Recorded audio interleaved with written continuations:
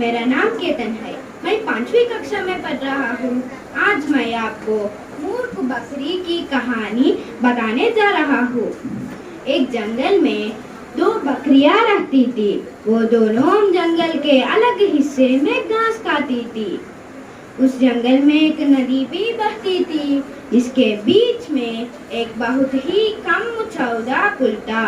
इस पुल से एक ही समय में एक ही जानवर गुजर सकता था।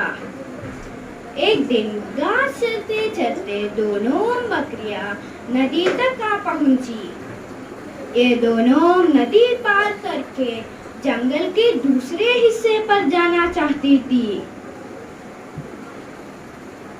ये दोनों एक ही समय में नदी के पुल पर थी। पुल की चौड़ाई कम होने के कारण इस पुल से केवल एक ही बकरी एक बार में गुजर सकती थी, लेकिन दोनों बकरियां पीछे हटने को तैयार नहीं थी। इस पर एक बकरी ने कहा, सुनो, मुझे पहले जाने दो, तुम मेरे बाद पुल पार कर लेना। वही दूसरी बकरी ने जवाब दिया, नहीं, पहले मुझे पुल पार करने ला, इसके बाद तुम पुल पार कर लेना। यह बोलते बोलते दोनों बकरियां पुल के बीच तक आ पहुंची। अब दोनों बकरियों एक बकरी के बात से सहमत नहीं थी। अब बकरियों के बीच में से तू तू मैं, तू तू मैं शुरू हो गई।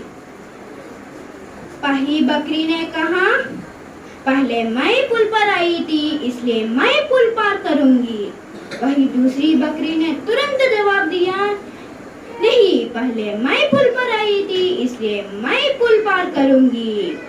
यह झगड़ा बढ़ता चलता जा रहा हूँ। यह दोनों बकरियों को बिल्कुल भी याद नहीं थी कि वह कितने कम चौड़ा पुल पर खड़ी है। ये दोनों बकरियां लड़ते लड़ते अचानक से नदी में गिर गई। नदी के बहाव तेज होने के कारण दोनों बकरियां नदी में पड़कर मर गई। सीख, झगड़े से किसी समस्या की हल नहीं निकलते, उल्टा इससे सभी की नुकसान होता है।